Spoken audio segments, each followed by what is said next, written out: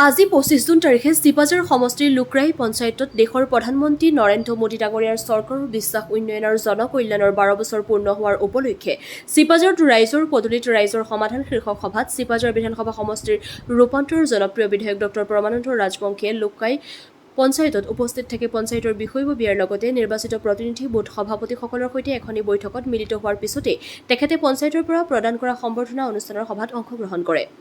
এই অনুষ্ঠানত তেখেতে সমষ্টিৰ পঞ্চায়তৰ অন্তৰ্গত ৰাস্তা ঘাট মন্দিৰ আদি সকলো বিষয়ৰ উন্নয়নমুখী কৰাৰ ওপৰত বক্তব্য আগবঢ়ায় আৰু নিৰ্বাচিত প্ৰতিনিধি বুথ সভাপতি আন দলীয় সতীৰ্থসকলে একেলগে আলোচনা মৰ্মে কাম কৰি গাঁওসমূহৰ সমস্যা নিৰ্মূল কৰাৰ বাবে আহ্বান জনায় আৰু এই সমস্যাসমূহ সমাধান কৰাৰ বাবে চেষ্টা কৰি যাব বুলি মন্তব্য আগবঢ়ায়। সভাত সভাপতিত্ব কৰি চিপাঝাৰ মণ্ডলৰ সভানেত্ৰী গীতুমণি নাথে। সভাত উপস্থিত থাকে দলৰ বিষয়ববীয়া ধীৰেন ডেকা, অমূল্য দাস, জিতুমণি ডেকা, দিলীপ নাথ, হীৰকজ্যোতি নাথ, গোপাল কৃষ্ণ ডেকা, বৰদলগুৰি ডুমনিচকী জিলা পৰিষদৰ সদস্য সঞ্জীৱচৰণ চৌধুৰী, আঞ্চলিক পঞ্চায়তৰ সদস্যা অৰ্চনা দেৱী, ধমেশ্বৰ ডেকা, পঞ্চায়তৰ সভাপতি কুকিল নাথ, সচিব ৰমেশ বেজবৰুৱা, কৰ্মচাৰীসকল, নিৰ্বাচিত প্ৰতিনিধিবৰ্গ, বুথ সভাপতি, সম্পাদকৰ লগতে আই মাতৃসকল আৰু অঞ্চলৰ ৰাইজ উপস্থিতিত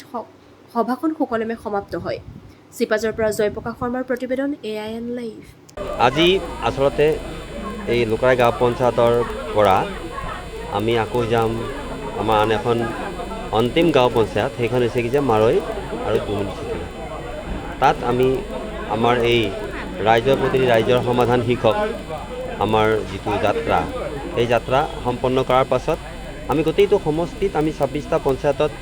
আজি আমি আমাৰ যিসকল পঞ্চায়তৰ কাৰ্যকৰ্তা আৰু যিসকল নেকি আমাৰ দলীয় কাৰ্যকৰ্তা সকলোকে একগোট কৰি স্থানীয় ৰাইজক লৈ আমি আমাৰ ভৱিষ্যতে যিটো নেকি আমাৰ মাননীয় প্ৰধানমন্ত্ৰী মহোদয়ৰ এটা সুন্দৰ আঁচনি, এটা সুন্দৰ চিন্তা, সেয়া হৈছে কি যে ভাৰতবৰ্ষৰ আহি আছে এতিয়া কি যে স্বাধীনতাৰ যি বৰ্ষ, সেই বৰ্ষটো হৈছে কি যে ২০৪৭ চন। এই ২০৪৭ চনত আগতেই তেখেতে এটা নতুন আঁচনি, যিটো আঁচনি আমাৰ এনৰেগাৰ সমকক্ষ আৰু তাতকৈ অতি সুন্দৰভাৱে যাতে সকলো আমাৰ ৱাৰ্ড পঞ্চায়তৰ সকলো ৱাৰ্ড যাতে আমি কি কৰিব পাৰোঁ যে অন্ততঃ ৪-৫ বছৰৰ ভিতৰতেই আমি সুন্দৰকৈ নিৰ্মাণ কৰাৰ কাৰণে, উন্নত কৰাৰ কাৰণে কিছুমান সুন্দৰ সুন্দৰ বিন্দু আমাক দিছে আৰু সেই মৰ্মে আমি সাজু হৈছোঁ চিপাঝাৰ সমষ্টি, যাতে আমি আমাৰ এই ৫ বছৰীয়া কাৰ্যকালৰ সময়তেই প্ৰত্যেকটো আমাৰ ৱাৰ্ডেই যাতে যিমানবোৰ সমস্যা আছে ৰাস্তা ঘাটকে আদি কৰি অন্যান্য আমাৰ মঠ মন্দিৰ বা অন্যান্য আমাৰ স্কুল বা আমাৰ যিবোৰ আমাৰ উপাসনাস্থলী সকলো ক্ষেত্ৰতেই আমি কাম কৰিবৰ কাৰণে আমি কি কৰিছোঁ, এটা ৰোড মেপ প্ৰস্তুত কৰিছোঁ আৰু প্ৰতিটো পঞ্চায়তত যাতে আমি প্ৰত্যেকে পঞ্চায়তৰ যিসকল মানে আমাৰ নিৰ্বাচিত প্ৰতিনিধি আছে আৰু যিসকল আমাৰ কাৰ্যকৰ্তা আছে, কাৰণ আপোনালোকে জানি ভাল পাব যে চিপাঝাৰ সমষ্টিটোত আমাৰ যেনেকৈ সাংসদগৰাকী যেনেকৈ বিজেপি, একেধৰণে আজি মই বিজেপি, আকৌ আপোনালোকে জিলা পৰিষদখনৰ সদস্যসকলো বিজেপি, আকৌ আমাৰ AP মেম্বাৰসকলো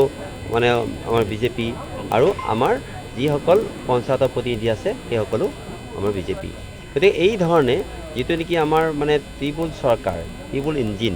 এই ত্ৰিপুল ইঞ্জিনটো যিহেতু আমাৰ ভাৰতীয় জনতা পাৰ্টি হ'ল, সেইকাৰণে আমি কাম কৰাটো বহু ধৰণৰ সুবিধা আহি পৰিছে। গতিকে আমি সমগ্ৰ সকলো ৰাইজকে কৈছোঁ প্ৰতিটো পঞ্চায়ততে আপোনালোকে এই ৩টা বা 5টা বছৰ আপোনালোকে আমাক সহায় কৰক আৰু প্ৰত্যেকগৰাকী আমাৰ যি নিৰ্বাচিত প্ৰতিনিধি, সেই প্ৰতিনিধিসকলক সহায় কৰক। তেতিয়া আমি কি কৰিব পাৰিম, তেতিয়া আমি যিকোনো প্ৰকাৰে আমি তেওঁলোকক কি কৰিব পাৰোঁ, সুসমৃদ্ধ কৰিব পাৰিম। গতিকে আজি আমি যি ধৰণে এটা আশা কৰিছোঁ, মই আমাৰ সংবাদদাতাসকলকো অনুৰোধ কৰিছোঁ, আজি আমাৰ অন্তিম এই মানে কাৰ্য আপোনালোকৰো যিহেতু নিজৰ নিজৰ ঘৰ চিপাঝাৰতেই, গতিকে আপোনালোকৰ চিপাঝাৰৰ বাসিন্দা হিচাপে আমি যি এটা মাননীয় প্ৰধানমন্ত্ৰী মহোদয়ৰ বা আমাৰ ডক্টৰ হিমন্ত বিশ্ব শৰ্মা ডাঙৰীয়াৰ যিটো নেকি অগ্ৰগতি বা উন্নয়নৰ যিটো ৰেখা, সেই ৰেখাডাল যাতে আমি সুন্দৰভাৱে অংকন কৰিব পাৰোঁ, তাৰ কাৰণে আপোনালোকৰ সহযোগিতা কামনা কৰি মোৰ অনুভৱ ইমানতে সামৰিছোঁ। যিটো আমাৰ অনুষ্ঠান, সেই অনুষ্ঠানটি আহি আমাৰ বিধায়ক মহোদয়ে সুন্দৰকৈ অনুষ্ঠান কৰিলে, তেখেতক আমি ধন্যবাদ জনাইছোঁ আৰু লগতে আমাৰ যিখিনি দলীয় কাৰ্যকৰ্তা, আমাৰ পঞ্চায়ত প্ৰতিনিধিসকল, নিৰ্বাচিত প্ৰতিনিধি সকলোলৈ মই ধন্যবাদ জনাইছোঁ। এই অনুষ্ঠানটো সলাই নিয়াত তেখেতসকলে আমাক সহযোগ কৰিছে আৰু ইমানে ক'লোঁ। বিধায়ক মহোদয় আছে, তাৰ উপৰি আমাৰ মণ্ডল বিজেপিৰ সভানেত্ৰী আমাৰ গীতুমণি বাইদেউ আছে, আমাৰ উপসভাপতি অমূল্য দাস ডাঙৰীয়া আছে, আমাৰ প্ৰাক্তন জিলা পৰিষদৰ সভাপতি আমাৰ ধীৰেন্দ্ৰ ডেকাদেৱ আছে, জিতু বৰুৱাদেৱ আছিল, আমাৰ শক্তি কেন্দ্ৰৰ আহ্বায়ক মণ্ডলী আছিল, এনেকৈ সাধাৰণ সম্পাদক সকলোখিনিয়ে আছিলে। আৰু উন্নয়নৰ ৰূপে তেখেতক আমি ভিভিজি ৰামজি যিটো নতুন স্কীম আহি আছে, সেই মানে আঁচনিৰ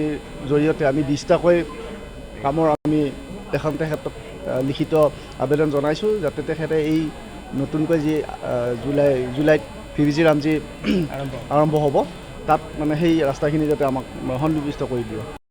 যিকোনো খবৰ আৰু বিজ্ঞাপনৰ বাবে যোগাযোগ কৰক 7896121996।